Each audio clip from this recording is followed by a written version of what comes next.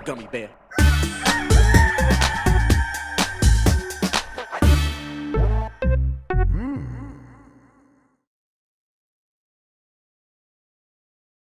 It's the internet. You're busy. Let's do this for November 2nd, 2023. For the next hour or so, let me help you sort through the world of gaming on Game Mess Mornings Live with me, Jeff Grubb. Today, God of War may get an expand-alone, and Sega is ready to wait until Sonic is bigger than Mario. But first, please join me in welcoming today's co-host to Game Mess Mornings. It's Jan Ochoa, everybody. Jan, how are you doing? I'm doing great. Chef Bob was in town, caught dinner with Chef Bob. Ooh, good deal. Shouts out to Chef Bob, his friends Brian and Emily, who are now my friends, and they have no choice about that. Oh, so sweet. That's great. Yeah. What'd you guys end up eating? We had Burmese food. I've only had Burmese food a couple times. I strongly recommend get a good tea leaf salad if you can, wherever you're at. Very crunchy. It is not friendly to folks with teeth or gum problems. Oh, okay. You gotta work for this food, huh? Yeah. It's like eating eating trail mix. Okay, well, delicious. I like eating trail mix, so I'm down. I was watching Ghostbusters 2 the other night, and they live in New York City, and they're like talking about what to get for dinner, and they were just like listing off every cuisine you could think of.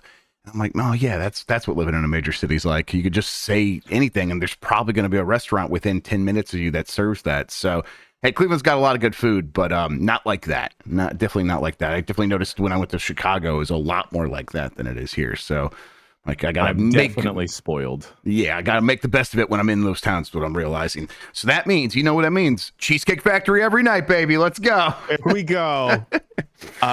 Yeah, Grubb, you know where I was earlier this week. I do. And that was on the table. Oh, really? Someone, our close colleague and I were like, should we just go? Nah, we shouldn't. Not without me. Of course not. Of course, you, Minotti, Ben Starr. That's right, Ben Starr. Yes. Oh man. Well, next time we have a chance, we'll make Cheesecake Factory happen. Of course. How's it fucking November? I don't stop saying that. It's deeply upsetting. I can't. Like, we were going through October. I'm like, all right, spooky game month. I'll catch up on Resident Evil 4. I'll do all these other spooky games. I'll do some personal streams. None of that happened. Because by the time I realized, like, okay, let's make it happen. And it's like, hey, tomorrow's Halloween. I'm like, oh my God, but it really is flying by. Is this the rest of my life, Jan? Is time going to go this fast for the rest of my life? Am I just going to be dead very soon? Is that what's happening? Why are you asking me? Because I'm coming to terms with my own mortality and the speed of life at the same time. It's because it seems better if I say it as a question rather than screaming it as a fear of reality at you. But now we're all going through it together, right? I think we are all going through it together. I was like, the pandemic, right? It was. That flew by because every day was the same. Yes. So there was no way to like make new memories and stuff like that. But I'm like, okay, so we'll try to do a bunch of different stuff. We do different stuff all the time. And yet it just, boom, flies by. So, well, at least that means we get to the cool video games faster. I'm like, I can't wait to get to Super Mario RPG. And I'll say, well, maybe time could slow down a little bit for me. Let's explain what we do here, everybody. Most weekdays, I, Jeff Grubb, will help piece your gaming life back together. That includes breaking news and maybe even some of our own original reporting. For all these topics, I'll get the input of a bona fide expert who will make me look smart. If you are watching live on Twitch, welcome. You can always listen to the show later on podcast feeds by searching for Game Mess Mornings or find the RSS on giantbomb.com. You can also catch the show later with chapters and timestamps on YouTube. Hello, YouTube. Okay, we have a lot to get into, so let's start the morning mess with... There's a rumor that God of War Ragnarök is getting DLC, and an announcement may come by the end of the year. This is from Ben Leon at Game Reactor. Now that the Norse chapter of Kratos' life is seemingly in the books, many have been wondering what's next for the Ghost of Sparta. It seems like this could be known relatively soon, as now Area Hugnoes, this must be a forum website that I haven't heard of, but people are taking it pretty seriously, has published a report that states that God of War Ragnarök may be getting DLC and that it will be announced by the end of this year. The report suggests that the DLC is set to be a mid-sized project similar to that of Spider-Man Miles Morales. But as this has yet to be affirmed, there's no direct confirmation of that. As for when the announcement could come, it's thought that it would be we could be hearing more about it around the time of the Game Awards, which would be my assumption as well, Jan. How does this sound to you? Because to me, this sounds pretty good. Yeah, I forget where we were talking about God of War recently, but the idea of a third game in this current series, I guess, sounds absolutely exhausting. Yes. And I know that, we all have that open world fatigue, but Spider-Man 2 is absolutely amazing, but it's a completely different game, right? Yeah. But with God of War, just like, I don't know if I can handle Kratos' sadness. But in a bite-sized thing, similar to like Miles Morales, this does sound super appealing. And also, like Miles Morales, maybe you don't play as Kratos. Yeah. That's a possibility, right? So I don't know if it's a great idea. I don't know if that's what the fans want. And when I say that, I'm not like, I don't know if the fans want that. I'm saying I literally don't know if that's what the fans want or not. I'm not tapped in enough to that fandom to know. I think coming out of God of War Ragnarok, there's some characters that people would be like, no, that of course you could play as them. That would be fun. Kratos is just such the face of Sony right now to me that it's like, that seems like it'd be a difficult thing to pull off. But again, I don't know.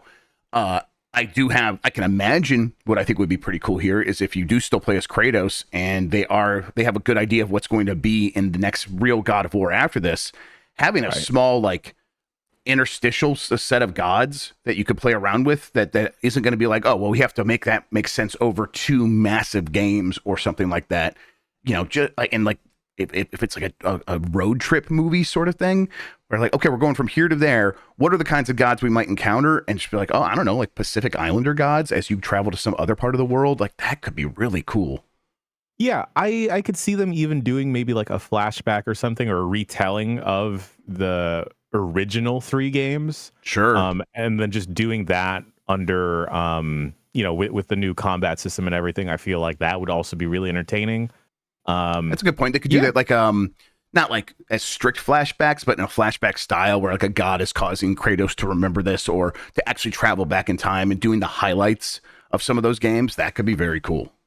Yeah, and that's how you could potentially, I don't know, re-onboard people that maybe missed the 2018 God of War and Ragnarok and get them back in for the rich lore of Kratos killing more gods.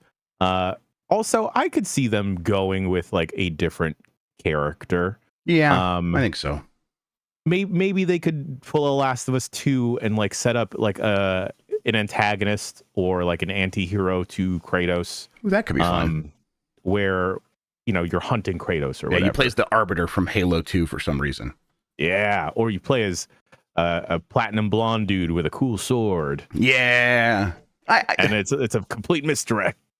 There's a lot of fun stuff they could do basically, and I'm not someone who is super into those God of War games. I have nothing against them. It's not like my Red Dead Redemption 2 thing where I'm like, Red Dead Redemption 2, here's why I think that's a bad game, and I'm being a stick in the mud on that stuff. I get it, but with God of War, it's like, no, that one's just not for me. That's okay. That's allowed. There's no problem there.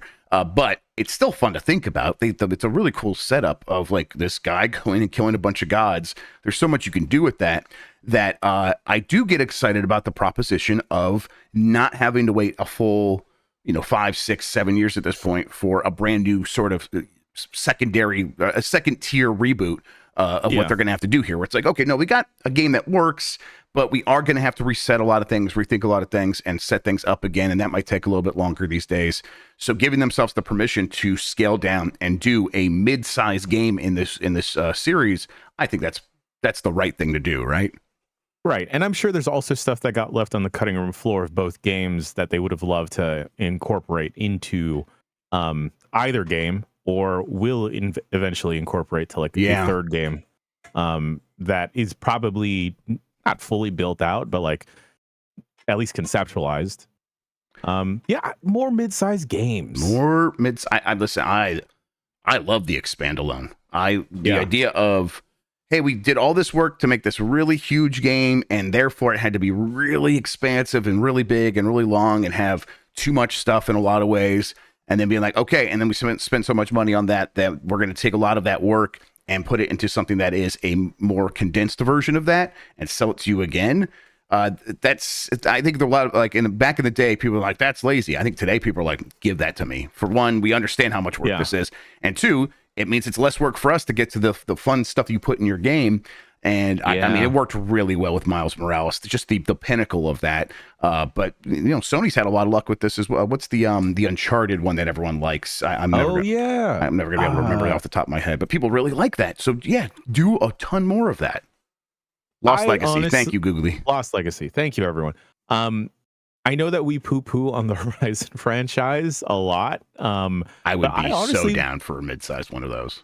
Exactly. I would enjoy an expand-alone of like a contained adventure where, they're mildly holding me by the hand so I can enjoy the lush visuals of these robot animals. And yeah, like I think I could enjoy that versus having to deal with like a giant AAA game. Because Grubb, it's not enough time for that. Yeah, for the biggest of these big games, it does feel like, well, if I'm going to get through this thing, I kind of got to make it my whole thing for a couple of weeks.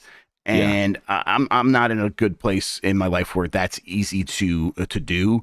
And if I start to bounce off, the repulsive nature of it is so powerful these days. I'm like, there's so much for me to go to. If you're going to push me away even a little bit, my patience is going to be very low. So I don't know. I think these mid-sized games solve so many of those problems for me, and it's not like this is replacing the big games in any way. No. That could never work. So it's like the fact that we get both of these things is the ideal. I think so. The people who are huge fans of these get even more, and someone like me can I love the not Injustice, Infamous. That had a kind of an expand alone at the beginning of one of the generations as well. And I played a bunch of that, and I hadn't played any of the other games. And I'm like, that worked for me. A Second Son, maybe Second Son's a full game. In my head, though, it was an expand alone. So I was like, yeah, this is easier to get into. Even if it is like that, I can convince myself that like, no, this is going to get into the fun even faster. So it's like that. It's such a powerful tool for people marketing games that I think they should. First Light, thank you. It was Infamous First Light. So I just think that's such a good idea, and I'm glad that Sony keeps going back to that because I think it really works for their games. Yeah, honestly, this trend of expand-alones really, I really enjoy it because it reminds me of Minerva's Den, and I absolutely adore Minerva's Den. And I never played Minerva's Den because it was not a standalone thing. That's like a key part of this. I think if you are going to make an expansion these days, make it a standalone thing because it totally can work that way. Basically, you want the experience to feel that way anyhow. Listen, Cyberpunk's going to get away with it. It's Cyberpunk. That fandom was going to show up for that, and I think it really worked for that game, and it was part of the redemption story for that game. But I bet if Phantom Liberty was standalone, I think there's a chance it could have done even better, and they could have sold it for like $10 more and all this stuff. But either way, I think this is pretty cool. Do you think that that for Sony they can make this work to the point where it's like, this should be our key strategy instead of trying to do a bunch of these games as a service games? Because like leaning more into their core competency does seem like the solution to me. I just don't know if that's enough. If there's enough money in that, I suppose I don't know. I think Sony has to embrace that they are the Tom Cruise of video games. I like this. Tom Cruise is not going to do an A24 film. He is not going to do a Blumhouse film. He's not going to do some indie feature. That dude is always going to do the AAA blockbuster because that is his lane. That's what he knows he wants to do and can do. And you know what? Cruise can eventually go and do like the small bit roles that are just fun and goofy. And that's what Sony does incredibly well as well, when they get weird and do small projects or fun small projects. So, get out of your head, Sony. I was going to say Jim Ryan, but it's not Jim anymore. Well, Jim's on his way out. Jim's just kicking back, ready to go hang out in all of Europe, his home. All right, let's move along here. Setup images confirm that the new PS5's disk drive does require online pairing before use. This is from Andy Robinson at VGC. Images claiming to show the setup process of the new PlayStation 5 console have seemingly confirmed a one-off internet connection will be required to pair its new detachable disk drive. The images were published on social media by a user who managed to obtain the new PS5 hardware before its release date. The user later deleted the images, likely to avoid action from Sony, but not before they spread widely across Twitter. The setup process of the new console appears to confirm that a one-off internet connection... Oh, I'm just reading the same thing again. This story speculates, and I think this is probably right, that this is a security measure. In the past, the disk drive has been a point of vulnerability for people trying to do homebrew on their consoles, where you're like, hey, you just swap in this other... I remember I took my Xbox 360 to a guy on Craigslist to have this done. So, yes, this is a thing. Hell yeah. Yeah, totally. This is a thing that has happened in the past, and then now these days, you can get... emulated disk drives that are just SD cards things, and you put those in old consoles, and you have every game on your disk drive based systems.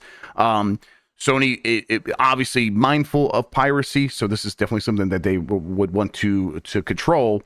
The concern is the long term prospect for this. If Sony turns off those servers and then someone finds a PS5 and wants to like fix their disk drive, are they going to have an option to get that working? As we understand this, it seems like they might not. And yet, at the same time, Jan, I have a hard time getting worked up about this one. People are talking about like, oh, Sony kind of being, arrogant or being really strict about this stuff.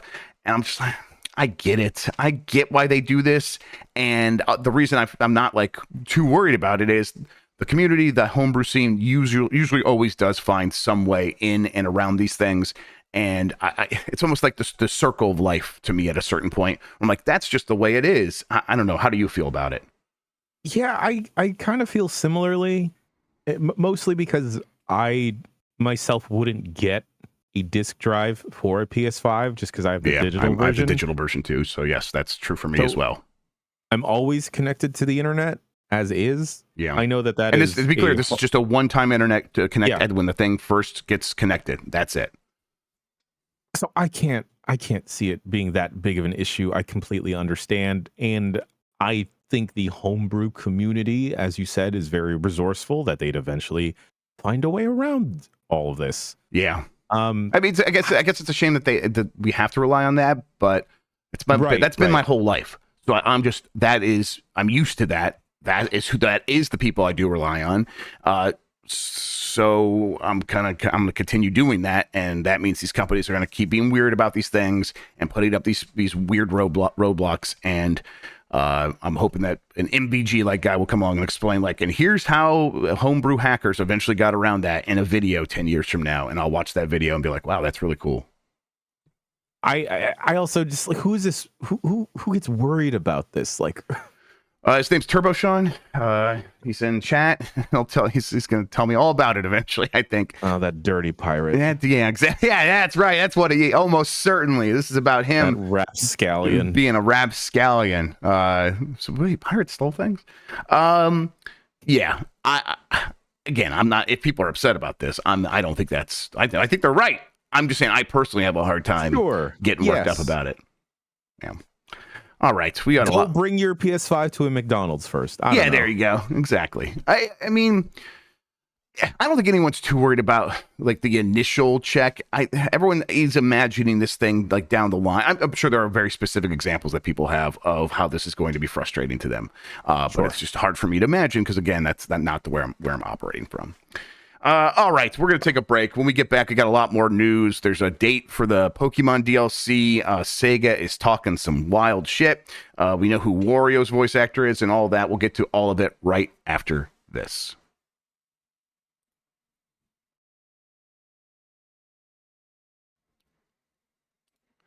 Yo, we're back, and we're ready to attack you with the news. Pokemon Scarlet and Violet's the Indigo Disc DLC gets a December release date. This is from Tom Ivan at VGC. The Pokemon Company has confirmed a release date for the concluding part of the Pokemon Scarlet and Violet expansion, The Hidden Treasure of Area Zero. Part 2, the Indigo disc, will launch on December 14th, 2023. It was announced today. The two-part expansion was revealed in February, and Part 1, the Teal Mask, was released in September at $35. The hidden treasure of Area Zero sees players venture beyond the Paldea region, which is the setting of Scarlet and Violet, the first open-world RPGs in the Pokemon series. Part 2, the Indigo disc, transfers players from Naranja Academy to its sister school, Blueberry Academy. Unlike Naranja Academy, with its long and rich history, this school was only recently established and has a focus on teaching Pokemon battles. What's unique about Blueberry Academy is that a large part of it is actually in the sea. Jan, buddy, you going back in? Any chance you're going back in? So it was either last week or 2 weeks ago. I had the temptation to get back into Pokemon battling. Just because a bunch of new rule set had dropped and a bunch of new Pokemon that I hadn't really had my eyes on were being utilized in the modern format. And then I thought, like, okay, cool. You know what? Maybe I'll give it a shot. Maybe I'll bust out the Pokemons again. I'll dust off the old gym, open it up for business again. And I started playing the base game again, Grubb. And then I realized it's absolute dog shit. That I can't bring myself to try and even breed or collect Pokemon in this game because it pains me, Grubb. After playing games like Spider-Man 2, Alan Wake 2, Tears of the Kingdom even, I can't bring myself to play this mess. Is it still the tech stuff?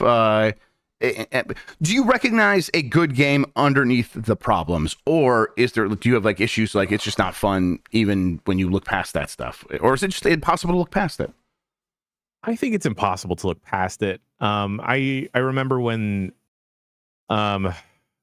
we saw stuff for the last DLC that dropped. I believe there was another DLC that dropped, and we were getting even worse animations and even worse performance. That is it's just abysmal. And then you play something, you boot up something like Star Ocean, Second Story 2, Second Story R, yeah. And that looks absolutely gorgeous. And it's like, Game Freak, can you go over there, learn from those guys, please. And I don't know, like I realize and I completely recognize that I come to Pokemon for a very different reason than a lot of the other audience goes to Pokemon for. I don't go to collect. I don't go for shiny hunting. I go specifically because I want to fight. I'm the Seamus of Pokemon. You're a prize fighter. Exactly. And it's just the means to even get there is just so difficult that it pains me inside. And I know that you could do rental teams and everything, but I just let me pick stats, dog. Just let me pick that one. Give me that nature. That's your IVs. That's your set. These are your moves. I don't want to go through the whole rigmarole of having to breed a very hyper-specific line so you can get one move. Right. Yes. Yeah. I mean, especially if that's how you're playing, that does seem frustrating, especially if you're going through a bunch of what looks like pretty bad game in terms of visuals and tech. Can I ask? I've been playing Showdown. I have. Oh, okay. Pokemon. What's Pokemon Showdown? It's Pokemon Showdown is a web-based. It was going to be my battler. Guess. Okay. Exactly. And then the neat thing is you can do exactly what I just said. Yeah. There's different formats, different generations. There's random, and it's all a different tool set where you can also get super granular into like, okay, this is how much damage this would do. This is how much I would get boosted. This is how much it's doing to the other opponent. And also, it's like you could do doubles, you can do singles. It's great. It's fantastic. Real quick, I want to correct myself. Naranja. You never know when they're going to do the hard J or the. Okay, maybe you do now. What's an IV? I've literally always wondered this. So an IV, I always inform people about this as well. But an IV are hidden stats available to specific your attack, special attack, etc., based off of breeding and their nature. So no Pikachu is the same. Okay. Pikachus will have different values. Okay. It's stat potential. So this gives you a reason to find another Pikachu after your first Pikachu. Keep things interesting before. Oh, I got one, so now I don't have to engage with any part of the collecting part of the game. Exactly. Okay. Exactly. It is incredibly unethical when you think about it. Like, hey, here's the first Pikachu I ever got. Wow, look at that guy. Yeah, no, throw him in the fucking useless trash. Yeah. Yeah. Don't use all part of the Pikachus? No way. Use no part of the Pikachu. Throw them in the fucking recycling bin. All right. Let's get on to Sega, who's just having a go of it. Sega's first super game is making steady progress, still targeting 2026 release date. This is from Liam Doolin at Nintendo Life. Remember that super game Sega was working on? Well, according to Sega's latest report, it's still aiming to have it out by fiscal year ending March 2026. Sega also provided a brief progress update revealing the team is making steady headway in development of the super game, and goes on to reiterate how it will be a major title that scales globally and aims to stand head and shoulders above normal games. They sound like an occult military leader from like a movie where like, we are making a super soldier. It's a super game. This is weird. I still think this is very weird. One other goal that's been mentioned before is to create a game that attracts the entire gaming ecosystem, from players and streamers to viewers. A previous report from the company mentioned how it wanted the super game to be something so revolutionary it would attract more users than any other project it's ever worked on. Jan, I think this is a admirable goal to have as a company. I think at the same time, there's a reason most other companies don't set out to make something that Sega describes as a super game, because it's very difficult to tell what is going to be something so popular and so attractive that it's gonna be cool, that everyone's gonna be into it. Though there's a reason those games almost always come out of weird early access stuff on Steam and occasionally on mobile, because it's a bunch of like small developers experimenting with ideas that they don't know are going to work, but they can just, play around with. And then suddenly it's the biggest thing in the world. And that doesn't even come out of like the companies that do have a lot of time to experiment, like Nintendo. Like they haven't had new ideas like that very frequently, if ever. They just kind of make really good versions of their games and occasionally have a new IP that they mess around with. And the new IPs are very infrequent. So I'm skeptical that this is going to work, and yet I'm very curious to see the results and see how because if this works, it could revolutionize how games get made. Like if a big company could be like, no, we are going to set out to make the biggest thing in the world and actually accomplish it. And if Sega can do it, we're Take-Two, we should be able to do it as well. I hope it works out. I don't think it's going to. I don't know. How do you feel about it? I just can't imagine what it would look like coming out of Sega. And, the bigger of a company you are, we talked about this on the Bombcast, it is exponentially harder to be super fluid, to adapt to any type of conditions, culturally or economically, right? Yes. And I don't know if I have the confidence in Sega, mostly because of the Hyenas project getting canceled. And, that team saying like, this is one of the biggest funded games or projects at Sega. That being said, I'm all about optimism. Let's go. I want to be wrong in this instance.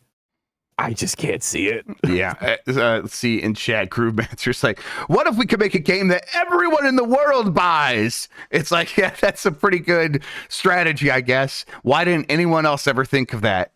Yeah, I'm sure Sony should think about that as well. Microsoft would love that. It's incredible. Game that everyone wants to buy, huh? Yeah, it took us so long to even consider that as a possibility, but finally, Sega's here to deliver on the truth of the best kind of game, a super game.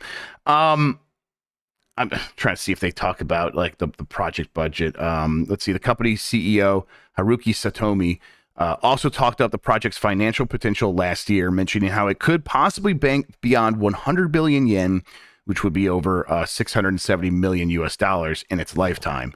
So, okay. If that's what we're talking about, that's not like some impossible thing. That's not, most games don't do that for sure. But the biggest games are making $1 billion or $2 billion. So they're not even setting their sights that high. Everyone in the world's going to buy this. A lot of people are going to return it, though. So maybe $670 million. Good luck. Yeah, good luck, you don't want to get too hot. You want to stay humble. So, like, not everyone has to buy this. Or return a couple copies, yes, please. exactly. Hey, good luck, Sega. I continue to be very curious. So show that off whenever you get a chance. I guess wanting to make a super game that everyone plays sounds like a better goal than infinite growth. Yeah, sure. Right. Yeah. Like, lead from the point of, we want this game to be so fucking cool people can't ignore it, as opposed to, we made this much money last year, we need to make more next year, so do something. Like, that feels creatively bankrupt, and wanting to make a game that's super appealing somehow feels a little bit better than that. Inside of all this, Sega talk about super game stuff. It doesn't even come close to the wildest thing the company has said this week. Sega has also said they want to catch up to Mario and then surpass him.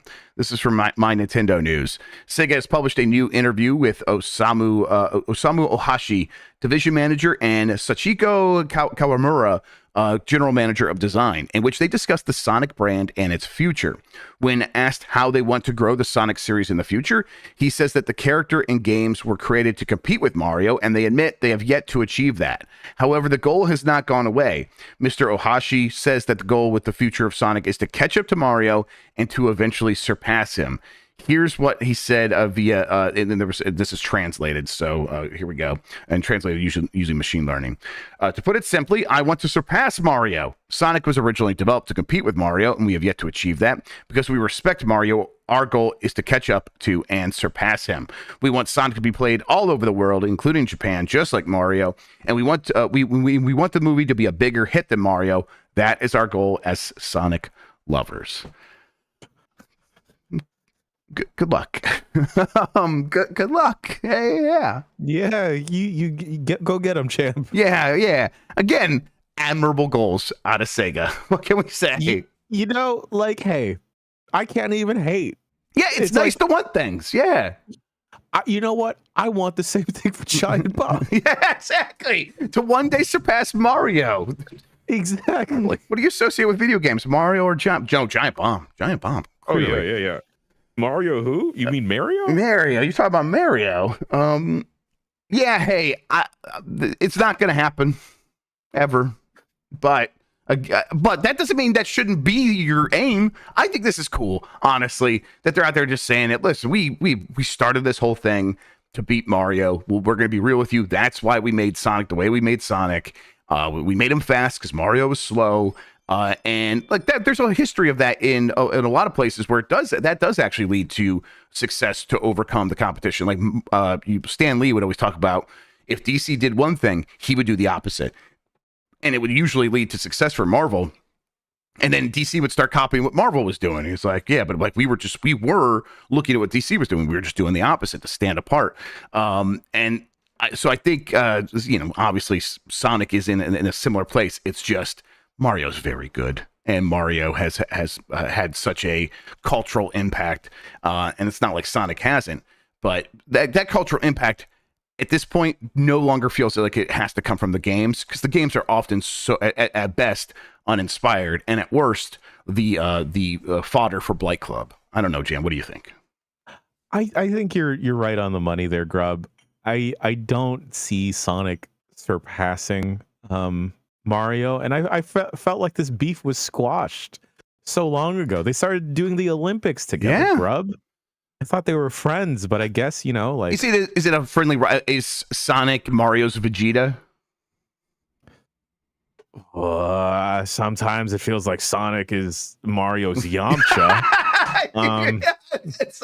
That's messed up, Jan. You're right, but that's messed up. And hey, this is coming from a fan of Sonic, all right? And I'm a fan of Yamcha. Hey, the Wolfgang Fist and the original Dragon Ball seemed hella cool. And it did. Of course. I just don't, again, love to be wrong. I would love to be wrong. I'd love for there to be an incredibly charming Sonic game. This past Halloween, like when I saw all the trick-or-treaters going by, just as many Sonic related costumes as there were Mario. Right. And I do wonder where that comes from. And I think at this point, I mean, obviously the movie's successful. There have been a ton of animated shows. There's a popular Netflix animated show right now, Sonic Boom, I think, something like that. But I think the character is just naturally appealing. I think kids look at it and they're like, that's a cool character. I think that's a cool character. I don't care what his deal is. I am in on it. Oh, he likes chili dogs? Literally, my 4-year-old did not know what the fuck a chili dog was, and yet it was her whole life for a couple of days because of Sonic. I, as a child, would ask my parents for a chili dog because of Sonic, not knowing what a chili dog was. It's happening to me right now, and I'll get the chili dog, and she takes a bite, and she's like, ah, I'm like, okay, I'll finish it. Don't worry. I'm actually very excited because I get to eat it. Yes, that's Netflix show is Sonic Prime. Thank you, Sean. Again, have goals and have really high goals and set your sights high. That does work. So go for it. It's like, you know what? I'm 100% a believer in Janifesting stuff. You know, yes. Say it out loud, but because I was about to say it sounds like Sega is saying their inside thoughts outside too often. But you know what? Who am I to yuck their yums or poo them? Exactly. Believe in yourself. Stay away from the blockchain. Yes. Treat your employees right. Yes. Maybe stop canceling games, or like maybe refocus some games, and then all right, Sega, all right, and then reach for the stars. Yeah, go for it. Do you think? Because even if you fall, you'll land amongst the chili dogs. It's a beautiful thing. I think after Wonder, they've got to try to like really make a real Sonic game good again. Like they had Sonic Superstars. I really disliked it. I think some Sonic fans are like, no, this is fine. But I think we're at a point where you're coming out of Wonder and like, man, Mario can have that. What can Sonic have? And I know a lot of Sonic fans have been burned so many times that they're like, whatever, man, we get it. They're going to be bad games. We just like the character. Let us enjoy the things that we do like about these games, which there is plenty of that in Superstars. But man, if they want to set their sights high, start with the games. Make the games as best as they possibly can be. And then I think the rest kind of takes care of itself. Because again, the appeal of that character is so strong that he's always going to work in the movies and in the shows and as merchandise. And that stuff does kind of take care of itself. Hey, Sonic fans, fellow Sonic fans, look me in the eye. Come close to your screen. Put your phone close to your face. Look me in the eyes. Yeah, it's safe. It's safe. It's me, your friend. You deserve better. Yep. You do deserve Sonic Mania too. You do. All right. Yes, Kevin Afghani seems to be the new Wario voice actor. This is from Nintendo Everything. Kevin Afghani was recently confirmed as the voice of Mario and Luigi. And they say, unsurprisingly, I find this a little surprising, it looks like he was also cast as Wario as well. That news comes from the credits in WarioWare Move It, which has the character having new voice lines since Charles Martinet retired from the role. I'm a little surprised that Nintendo's just having one guy do all those voices again. That's what Martinet did. Martinet's like, yeah, I'm Mario and Luigi and Wario and Waluigi and a bunch of the characters in the Wario universe and stuff. So the fact that they're just kind of doing that again, but with someone different, I don't know. I was not expecting that. How do you feel about this? Somewhere I feel like someone at Nintendo was like, wait, you want us to pay multiple people to do it? That's a good point too. Paying the one guy. That's a good point. Yeah. And I don't know. I feel like and maybe that came from like a cost effective thing in the past, but now I feel like it does come from like a place of reverence and maybe trust, right? Of like Charles Martinet is now like part of the gaming cultural canon for forever, right? Mm-hmm. And maybe that will elevate Kevin Afghani to that same status eventually, right? Where it's like, oh, this dude is going to be the voice of Mario for like several generations of gamers, and like that is a cool thing to think about, where he's like the new voice of Nintendo. Yep. Absolutely wild. Yep. We talked about this before. We mentioned Mickey Mouse, and it's like, yeah, Mickey Mouse has that same thing where it's like the voice actor does become a big fan favorite, and they know his name and stuff. Maybe not even ever as much as Charles Martinet, but maybe it is. I don't know. But like, I don't know, who is the current voice of Mickey Mouse? No idea. Okay. As far as I'm concerned, it's like Mike Minotti. Yeah, well, we have to get through a voice filter. Could be. All right, let's keep going here. John Wick director gives an update on the Ghost of Tsushima movie. This is from Eddie McHugh at GameSpot. A movie based on Sony's Ghost of Tsushima is in the works with John Wick's Chad Stahelski attached to direct. How's the movie coming along? Stahelski told Screen Rant that the film is making progress with the script finished, but other pieces still need to come together. We have a script. We're very close to getting our shit together on that as well. Development is always tricky. It's studios, it's strikes and availabilities and scouting.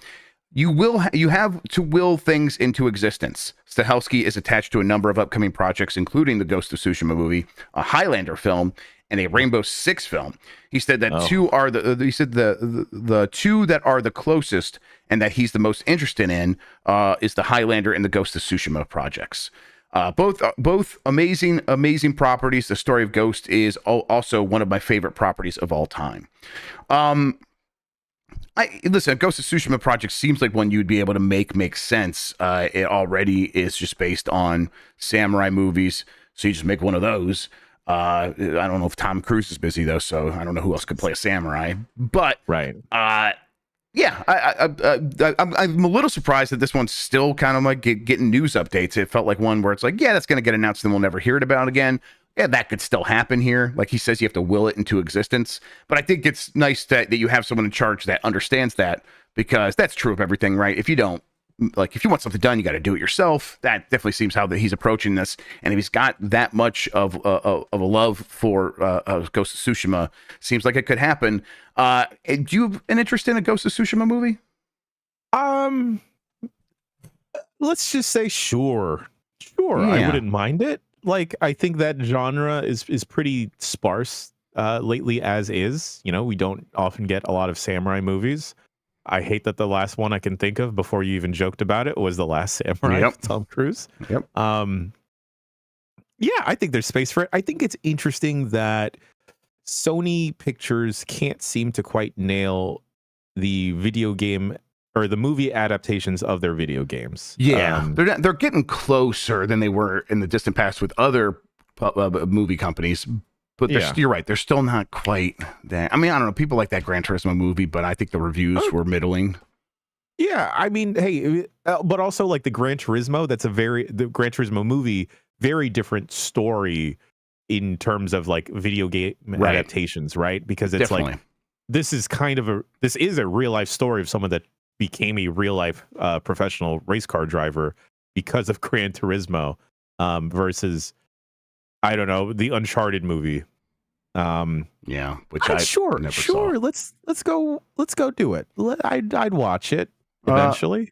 Sony's also working on a bunch of TV shows, and I think I talked about it previously that there was some issues because of the strike for the Horizon TV show and how those scripts came in, and based on the scripts, it was going to be the most expensive show ever made. Apparently, as the strikes got resolved, the show had enough time for the writers to come back in and start working on new versions of it to bring the cost down. And it sounds like the project is back on track. And again, as a caveat here, I'm not great at movie and television industry reporting. It's hard for me to double check all that stuff, but I'll just say I'll pass that along, and we'll obviously we'll get the real announcement eventually. So a little grain of salt there. Okay, Xbox Series X/S has outsold the PS5 in Japan for only the fourth time. This is from Chris Scullion at VGC. Xbox Series X and S has outsold the PS5 for only the fourth time on a weekly basis since both consoles launched in November 2020. According to Famitsu's weekly charts, 2,903 Xbox Series X and 398 Series S consoles were sold in Japan last week for a total of 3,301 consoles. By comparison, 2,717 PS5 consoles were sold. 216 PS5 digital editions were sold for a total of 2,933. That is a pretty high number for Xbox in Japan, that 3,000 mark, and it's a very low number for PS5 in Japan. I think that what we have happening here is those slim consoles are launching soon, and people are either waiting for the slim console to come out before they buy, or there actually isn't very many PS5s on the shelf in Japan because they just aren't restocking those with the new slimmed down version coming in very soon. That said, hey, good job, Xbox. You did it. Yeah, I'm trying to think what would motivate the sudden surge of Xboxes in Japan. I mean, so the Xbox at 3,000, basically where it's at, it goes up from like 1,000 to like at the high about 10,000. I think one time that happened. Most of the time though, it's in this like 1,000 to 3, 4, 5,000 range. So this isn't like some major surge. Again, it's mostly about a big slowdown for PS5. It seems like, but if we are looking for positive news for Xbox, post Starfield, it does seem like Game Pass is really, really hitting its stride for this year, this month. There is the 1 terabyte Xbox Series S that might be in more stock in Japan. That seems like the kind of console that Japan would be down with. So yeah, there are things happening, but I don't think there's some major move happening in Japan to get Xboxes in more people's homes. At least not right now. Game Pass still a great service. Yep. It is looking really good this month. We talked about it on the show yesterday, Jam, where it was like, oh man, there's like several games here that are worth checking out, including that Headbangers game that just came out. That is a party game with like rhythm elements. So I'm gonna try that out soon. Okay, let's see here. I got one more story. Disney Dreamlight Valley, Jan. There's a showcase. It brings multiplayer, Apple Arcade version, and more. This is from Mark Delaney at GameSpot. Roughly a year since its launch into early access programs on various platforms, Disney Dreamlight Valley, also known as the DDV, just got its first showcase event detailing many major changes coming in the game in the weeks and months ahead. The video event included a first look at multiplayer, the reveal of an Apple Arcade version, and some teases for new Disney and Pixar characters coming in the future updates, like Jack Skellington from Nightmare Before Christmas and Mike and Sully from Monsters, Inc. Here's everything that was announced. Jack Skellington will be a free character update in late 2023. A new winter star path will include snowy outfits inspired by various Disney characters. I bet their cakes are going to look caked up in those. Valleyverse, the game's multiplayer mode, will launch in late 2023. So still to come this year, Jan. We can get in there together and look at the cakes. Disney Dreamlight Valley will exit early access and launch as version 1.0 in December. The first realm of 2024 will be Monsters, Inc. Tiana from The Princess and the Frog will join the Valley in 2024. The first paid expansion, A Rift in Time, which is the name of a different video game, will arrive on December 5th, 2023. Is that whatever? A Rift in Time will be split across 3 chapters and introduce new characters, including Rapunzel, Gaston, Eve, Jafar, and more. A new landmass, new recipes, furnishings, clothing options, and other cosmetics will be added in A Rift in Time. Ancient machines will be introduced in A Rift in Time and will allow players to automate some processes. And Disney Dreamlight Valley Arcade Edition comes out December as well. Jan, you getting back in? Son of a bitch. Every time I try and get out, they pull me back in. They're pulling you back in. Some of these characters sound pretty cool. I like Tiana. I like Jack Skellington. It pains me inside. Actually, it doesn't pain me inside because I don't have a strong affinity or attachment to a game like Animal Crossing. Right. That it seems like, there are other games out there that are, kind of taking their lunch. And I'm all for that if it motivates someone like Nintendo to get their act together and properly support Animal Crossing, one of their biggest games over the past couple of years. But I continue to be pleasantly surprised with Disney Dreamlight Valley. I managed to get out last year, but Grubb, I just thought about like, hey, what if maybe in the evening or the late afternoon, we should just dip the toe back in. Just had an hour stream, Disney Dreamlight Valley. Yeah. Yo, John Drake. I don't think you make these calls. I don't know. Maybe you do. If there's another Disney Dreamlight Valley showcase, I'll host it. Yeah, they got Kit and Krista on there. Shout outs to Kit and Krista. Love y'all. I'll do it pro bono. Kit, Krista, and Jan. Let's go. Exactly. Let's throw to our boy on the scene, Jan. I could see it now. I'm in between the heights of both of them. You know? That's right. That's what they need. Freakishly tall. Mm-hmm. Krista, I don't want to say short. Normal size. Yeah, normal sized. I'm in between.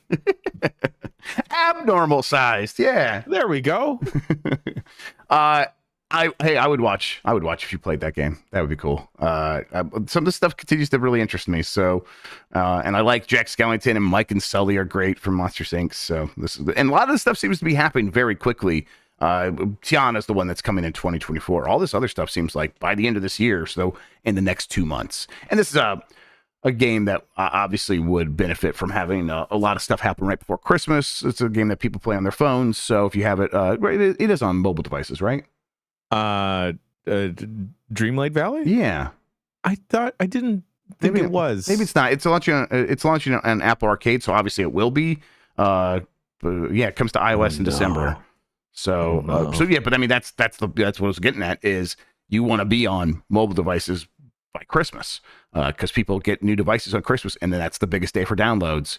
So you want to be right there, ready to go. Because I think that's actually a good strategy to try and put that game on Apple Arcade. Because when you do buy a new Apple device, generally it'll come with like a 1-3 month trial to Apple Arcade, right? Or Apple Music, exactly. And if that Disney Dreamlight Valley is like pushed to the surface or the top of the store, then kids will see someone like Tiana, like Jack, and think like, oh, I want to play this game. Let me play this game. Man, I feel bad for Hello Kitty Adventure Island. That's still going to have its audience. I think as long as the Sanrio freaks are wild, and I think as long as that game plays well for slightly younger people, I think that my kids will be gaga for it. I still haven't introduced it to them though. I was on Kit and Chris's podcast. You should go on there. They would like you. I'll fight both of them though. Hell yeah, let's go. They would like you on that show for sure. They would both beat me up though. But the audience would love it. All right, let's get to the poll question from yesterday, and by that I mean let me get it set up because I never put on the news asset. There we go. Bringing it up now. All right, here's where the campaign starts. Yeah. John Drake, again, I don't know if this is in your purview, but have Mike Minotti and I host a Disney Dreamlight Direct. All right, you guys could just do a whole Disney gaming direct. I would love that. That'd be think about it, John. And then I'll make sure he'll stop bothering you about Quackshot. Yeah, the whole time the joke can just be like, and the next one's Quackshot, right, Jan? And then by the end, you just gotta lock him up and put duct tape on his mouth. That's very Disney. Imagine Mike Minotti and I hamming it up for the House of Mouse. Absolutely, I can't imagine, and I would love to see it. What's your relationship to Destiny 2, Jan? Is it I've never played it? I played it but won't return until Destiny 3. I played it but won't return until the next expansion, or I'm still playing it. I'm gonna go, I played it, but I won't return until Destiny 3. Just like 39% of other respondents, 48% have never played it. 7% said I played it but won't return until the next expansion, and 6% said I'm still playing it. The word on this game is that it got hit really hard this year from a lackluster expansion and a bunch of other games distracting people, so that Destiny 2's revenue was down, or missed projections by half basically. And it doesn't, I don't know. I look at this, not scientific poll, and I think this seems right, where most people are either never going to try it or waiting for Destiny 3 and not looking to get back into it. Like they don't like, no, I had my time with that game and now I'm ready to move on. And it's like, I suppose you could look at that, the I never played it as, hey, that's potential gamers that you can acquire. Those are user acquisition targets. I don't know. I feel like if people haven't played Destiny by now, it's because they don't want to, and not much you can do about that. Destiny 2 has always seemed like one of those like routine games where this is someone's life. Yes, right. Absolutely. It's golf. They quickly, yeah, it's like golf. They boot it up, do whatever they do for the day or for the week. And I felt like that could and should have been enough to satiate the people up top, but it doesn't seem like it was so. I look at it, a wild swing here, but I look at a game like Sea of Thieves, and I feel like that audience is generally happy with the game and where it's at and what comes out for it. They have their complaints, but I think you're right. Generally happy. And that, like, why can't you just serve your existing audience and eventually try and convert other people to get in? I don't know. Make the onboarding process even easier or whatever. Yep. It just seems terrible. I fucking hate it. This news is still stuck in my craw. Yep. Incredibly frustrating. About it. Yep. I just, You know, you could say, I won't say there was no reason if something's not making money and it cuts can obviously a cut makes it easier if you're not making as much money, but you just got acquired by Sony. Feels like they could have given you a longer leash and helped avoid a lot of pain here. But I think the company was happy to cut some people, so that it's like, we have an excuse, let's do it now, and that way we can refocus or whatever. And I just, that really bugs me. It almost seems, Pete XN says, studio heads apparently were ignoring employee requests to put community requests into the game, and the game itself suffered greatly. Sometimes it feels like studio execs are purposely obtuse, so they are just waiting for failures to happen to cut people. Yes, I think that's how it feels here. Yes, right. But when something takes off, they'll take all the credit. Oh, and yes, it fucking sucks. And all the money. And all the money. Like, Yep. I wish things were better for game devs. An incredibly great year, Grubb. We have 2 games that may be my favorite games of all time. Mm-hmm. We have this stuff happening in the background. How do you feel about the community slut shaming you for loving so many games, Jen? Hey, Sonic fans, people slut shame me. Look me in the eyes. You already know who I am. Why am I trying to hide at this point, yo? I love it. I love it. All right, we got a new poll. What do you want from God of War Ragnarök DLC? An expansion connected to the main game, a standalone expansion, an expandalone like Miles Morales, or no DLC, just make God of War 3? That poll's up on the site right now. There it is. In fact, you can go to youtube.com/@giantbomb. Under the community tab there, you'll find the poll, vote on it, and we'll talk about it on Game S Mornings on Giant Bomb tomorrow. Speaking of Giant Bomb, Jan, what do we have happening? We got a little bit of voicemail dump truck. I'm going to play Alan Wake today on the site. Yes, I've decided. A little bit of Alan Wakey and Bakey today. Where were you jumping in, Grubb? Are you going to start from where you're at? Or I was going to ask the community a little bit. Should I start from? I can start from the beginning. I'm fine with doing that, or pick up from like kind of before you play as Alan Wake, basically, is how I'll put it. Okay. Right. It seems like right before that, to be fair. Maybe if we start from the beginning, that'll help people that are a little bit spooked. Yeah, it's kind of what I was thinking. The beginning process. But yeah, voicemail dump truck today. We got Bailey hopping on there. She kicked me out of my own spot of the show that I produce. So I'm like, the fuck, dog. Tomorrow, more Game S Mornings, UPF, and the premiere of BCR Bombcast Revengeance. Yep, I'm really looking forward to that. Where I believe the topic we've landed on, other than talking about the miscellaneous games that we missed on Tuesday, is why the Switch is the best console of all time. Yep. Yeah, BCR is it's just going to be so useful. We're like looking just like next week. It's like, man, there's stuff we'll be able to talk about on there that we couldn't talk about on the Bombcast. Yeah. Just so glad we're doing this. And it'll be a lot of fun. And it gives us just so much more opportunity to talk about games in a timely way. And I'm very happy. I don't want to jinx it, but Tam and Lucy are going to be on tomorrow. Hopefully that's something we can get more often, because I love those two. Yep, absolutely. It's a kind of a good match made in heaven and all that stuff. And yes, I do live in podcast now. Yes, we all do. Yep, we all do. We all do. Oh my God, look, it's cereal. Oh wow. Look, it's that podcast. Yeah, it's our neighbor. Yeah, so the Adventure Zone. What are you guys doing? Oh, look at them. They're LARPing. Weird. Oh fuck! It's Dax Shepard. No one look. Oh, yeah, avoid eye contact. Jesus. All right, everybody. We're gonna get out of here. Jan, thank you so much for spending today talking with me about video games. You know how I appreciate it. I love cinnamon rolls. Jan, did you make midnight cinnamon rolls? I did. They proofed for way too long, so they got way too big. But I ain't mad at it. Did you get enough sleep? Because I saw that tweet was like, pretty late, and you had to eat the cinnamon rolls and let those digest. I decided I would just let them cool off and enjoy them in the morning. That takes a level of self-control I literally cannot understand. Thank you all for watching. You're the best audience in gaming. Until next time, have a good one. Take care of yourself, and goodbye.